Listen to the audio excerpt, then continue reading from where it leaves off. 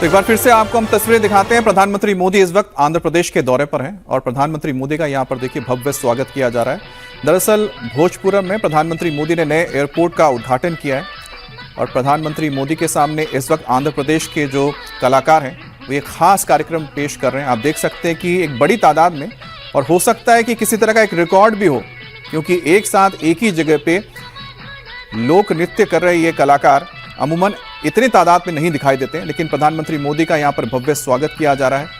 दरअसल ये जो नया भोजपुरम का एयरपोर्ट तैयार हुआ है, इसकी लागत करीब 5,000 करोड़ से ज़्यादा की आई है और यहाँ पर बताया जा रहा है कि सालाना करीब 6 मिलियन जो पैसेंजर्स हैं उनकी तादाद होगी। धीरे धीरे यहाँ पर और भी पैसेंजर्स की तादाद बढ़ जाएगी। वाइजैक यानी विशाखापट्टनम में ये नया एयरपोर्ट तैयार किया गया है और विशाखापट्टनम धीरे धीरे आंध्र प्रदेश का एक अहम कमर्शियल हब बनकर तैयार हो रहा है। और यही वजह है कि चंद्रबाबू नायडू इस इलाके में खास तौर पे जो बुनियादी सुविधाएं हैं, जिसमें एयरपोर्ट भी है यानी हवाई कनेक्टिविटी है, उसको बेहतर बनाने के लिए ये केंद्र सरकार के साथ मिलकर एक नया एयरपोर्ट तैयार किया गया है। और यहाँ पर प्रधानमंत्री मोदी, उनके साथ चंद्रबाबू नायडू, मुख्यमंत्री, उप मुख्यमंत्री पवन कल्याण भी मौजूद हैं और प्रधानमंत्री मोदी का इस वक्त भव्य स्वागत किया जा रहा है। अल्लूरी सीताराम राजू ये इस एयरपोर्ट को नाम दिया गया है। और आपको बता दें कि प्रधानमंत्री आंध्र प्रदेश में फिलहाल इस एयरपोर्ट का उद्घाटन करने के बाद अब जनसभा को संबोधित भी करेंगे और उसी जनसभा स्थल तक जाने के लिए प्रधानमंत्री नरेंद्र मोदी इस वक्त जा रहे हैं और बाकायदा वहां पर जो भी लोक नृत्य कर रहे कलाकार हैं उनके बीच में से होकर गुजरते हुए प्रधानमंत्री का काफिला इस वक्त वहां से निकल रहा है। उनके साथ सीएम चंद्रबाबू नायडू हैं, उप मुख्यमंत्री पवन कल्याण हैं, इसके साथ साथ एविएशन मिनिस्टर उनके साथ मौजूद हैं। और आपको बता दें कि प्रधानमंत्री इसके बाद कर्नाटक भी जाएंगे। कर्नाटक के मैसूर का प्रधानमंत्री का दौरा है और जिस एयरपोर्ट का प्रधानमंत्री ने उद्घाटन किया है, काफी हाईटेक ये एयरपोर्ट बनाया गया है। यहाँ पर आपको भारत की संस्कृति की झलक तो दिखाई देगी ही, लेकिन उसके साथ साथ आपको तमाम सुविधाओं से लैस ये एयरपोर्ट दिखाई देगा। एआई इंटेलिजेंस यहाँ पर है और इसके साथ साथ 60 लाख यात्रियों की क्षमता इस एयरपोर्ट में बनाई गई है। और आपको बता दें कि इसका जो रनवे है वो भी लगभग 3800 किलोमीटर लंबा है और इसके साथ साथ ये जो 3800 मीटर लंबा है और ये जो एयरपोर्ट बनाया गया है, यहाँ पर हर तरीके की वो सुविधा, हर तरीके की वो हाईटेक सुविधा आपको दिखाई देगी जो आजकल के एयरपोर्ट्स में दिखाई देती है।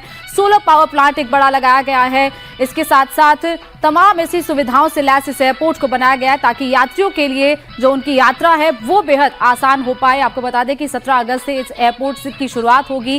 पहली फ्लाइट वहां से 17 अगस्त से उड़ेगी। अलग अलग एयरलाइंस ने अपने अपने शेड्यूल भी इस एयरपोर्ट के लिए जारी कर दिए हैं और प्रधानमंत्री अब इस जनसभा को संबोधित करने के लिए जनसभा स्थल तक पहुंच रहे हैं। और आपको बता दें कि कर्नाटक में भी जब प्रधानमंत्री पहुंचेंगे वहां पर भी एक जनसभा को संबोधित करेंगे।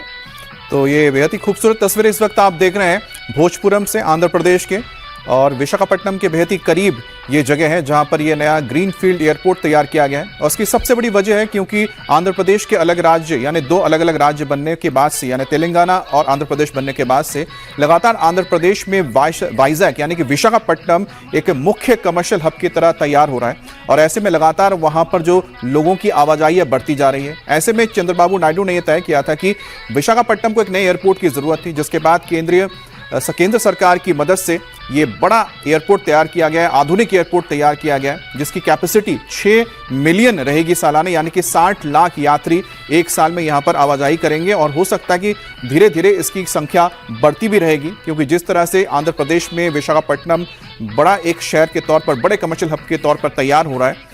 दूसरी तरफ यहाँ पर जो सांस्कृतिक झलक आपको देख पाएंगे, यहाँ पर वाद्य यंत्रों को लगाया गया है जो आंध्र प्रदेश के संस्कृति से जुड़ी हुई है। यहाँ पर आपको रुद्र वीणा नजर आएंगी। इसके अलावा बाहर का जो फसाड है उसमें आप देखिए जो खिलौने यहाँ पर लगाए गए हैं, लकड़ी के बने हुए खिलौने हैं और उसमें भी वाद्य यंत्र नजर आ रहे हैं। इसमें ढोल नजर आ रहा है या फिर साथ में वीणा भी नजर आ रहे हैं। हमारे साथ हमारे संवाददाता टी राघवन जुड़ गए हैं।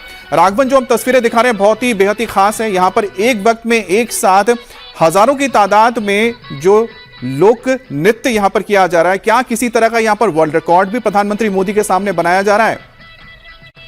जी बिल्कुल, देखिए इसमें जो ये लोक नृत्य है आंध्र प्रदेश का, इसको यहाँ पर वो किया गया है और इसमें करीब करीब 31 महीनों की रिहर्सल जो है वो की गई थी। और इसके बाद जो जिस कलाकार है, जो आदिवासी समुदाय का ये एक बहुत ही फेमस लोक नृत्य है, जो आंध्र प्रदेश में अभी जब प्रधानमंत्री विजयनगर डिस्ट्रिक्ट में भोगपुरम एयरपोर्ट के उद्घाटन के लिए पहुंचे हैं तो वहां पर ये किया जा रहा है। कल इसकी रिहर्सल के दौरान हमने वो बहुत ही अद्भुत तस्वीर देखी थी, उसको वापस एक बार सजीव करते हुए वहां पर कलाकार नजर आ रहे हैं। और एक ये कह सकते हैं कि प्रधानमंत्री के भव्य स्वागत की तैयारियां की गई है, क्योंकि आपको ये याद रखना होगा कि आंध्र प्रदेश जो है वो बाइफर्केशन के बाद एक नया राज्य बना था, उसे बहुत सारे आर्थिक पैकेजेस चाहिए। और चंद्रबाबू नायडू जिस तरह से इस पूरी गवर्नमेंट को लीड कर रहे हैं, एनडीए के पार्टनर हैं, उन्हें बहुत सारी उम्मीदें हैं केंद्र सरकार से कि आंध्र प्रदेश को एक मुकाम पर ले जाने के लिए। और इस लिहाज से देखा जाए तो आज का ये दिन बहुत ही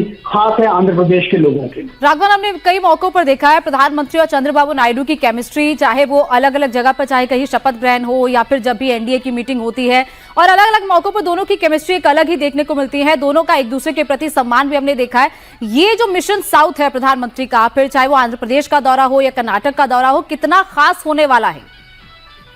जी देखिए, आज जैसा आपने बताया आंध्र प्रदेश में एक बहुत ही इम्पोर्टेंट जो योजना है, तकरीबन इसमें ये बताया जा रहा है कि 4,727 करोड़ रुपए की लागत से इस ग्रीन फील्ड को बनाया गया है, ग्रीन फील्ड एयरपोर्ट भोगपुरम को बनाया गया है। और जैसा आपने बिल्कुल ठीक कहा, जिस तरह की केमिस्ट्री जो है उसको ग्राउंड पर चरितार्थ करते हुए भी नजर आ रहे हैं, चाहे वो प्रधानमंत्री नरेंद्र मोदी हो या फिर आंध्र प्रदेश के सीएम चंद्रबाबू नायडू। हमने विशाखापट्टनम में गूगल का एक सबसे बड़ा प्लांट जो है वो हम वहां पर बनते हुए देख रहे हैं, उसको फैसिलिटेट करने के लिए, क्योंकि वहां पर जब एक्सपैट्स की संख्या ज्यादा हो जाएगी, कर्मचारियों की संख्या ज्यादा हो जाएगी, तो उसके पास में एक बड़े एयरपोर्ट की जरूरत थी, उस लिहाज से ये बनाया गया। उसके बाद प्रधानमंत्री जो है वो सीधे कर्नाटक पहुंचेंगे। मैसूर में उनका स्वामी विवेकानंद की स्मृति स्मारक को उद्घाटन का एक कार्यक्रम है, वहां पर वो एक पब्लिक मीटिंग को भी एड्रेस करेंगे। तो एक तरह से देखा जाए तो कह सकते हैं कि प्रधानमंत्री हमेशा से इस बात को लेकर बहुत ज्यादा फोकस रहे हैं कि साउथ में किस तरह से जो है केंद्र सरकार की उपलब्धियों को जनता के बीच में पहुंचाया जाए, जिससे पार्टी को भी उसका सियासी फायदा हो। इस लिहाज से बहुत फोकस्ड तरीके से काम करते हुए साउथ में कम से कम प्रधानमंत्री नजर आते हैं।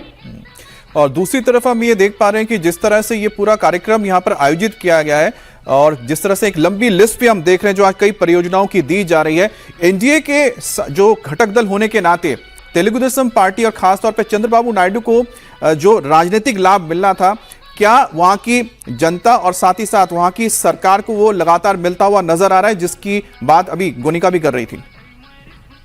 जी बिल्कुल, देखिए अमित, अमरावती एक बहुत बड़ा प्रोजेक्ट है चंद्रबाबू नायडू के सामने। एक नई राजधानी वहां पर खड़ी की जा रही है और उसकी नींव भी पड़ रही है। हाईकोर्ट की बात कर लें, विधानसभा की बात कर लें, असेंबली की बात कर लें, और जो सचिवालय है, इन सबका वहां पर निर्माण कार्य ऑलरेडी शुरू हो चुका है। और जो टारगेट रखा गया है वो अगले साल जून तक का है कि पूरी राजधानी बनकर तैयार हो जाए। आपको याद होगा जब पिछली बार जगनमोहन रेड्डी के पहले की सरकार में जब चंद्रबाबू नायडू मुख्यमंत्री थे, तब उन्होंने इस कॉन्सेप्ट को लेकर आए थे और उन्होंने ये कहा था कि सिंगापुर की तरह वहां पर अमरावती को बनाया जाएगा। और जब उनकी सरकार चली गई तो फिर 3 राजधानियों की बात वहां पर चलने लगी वाईएस जगनमोहन रेड्डी की सरकार में। उसके बाद वापस जब चंद्रबाबू नायडू जीत कर आए तो ये प्रोजेक्ट जो है वापस शुरू हुआ और लगातार चंद्रबाबू नायडू हर मंच से ये कहते हैं कि उन्हें केंद्र सरकार का इसमें बहुत सहयोग मिल रहा है। उसकी कह सकते हैं कि एक वो चरितार्थ होता हुआ दिखता है। चाहे हमने जैसे बात की गूगल के वहां पर डाटा सेंटर बनाने की, भोगपुरम एयरपोर्ट बनाने की, अमरावती जो है नया कैपिटल बन रहा है, इन सब चीजों को देखें तो चंद्रबाबू नायडू बहुत फोकस्ड हैं। वो चाहते हैं कि आंध्र प्रदेश को एक उत्तम राज्य का दर्जा मिले और इस दिशा में वो लगातार काम करते हुए नजर आ रहे हैं। और जिस तरीके से हम देख रहे हैं कि इस जनसभा के लिए भी प्रधानमंत्री पहुंच गए हैं, कुछ ही देर में संबोधन भी शुरू होगा। बहुत बहुत शुक्रिया राघवन हमारे साथ जुड़ने के लिए।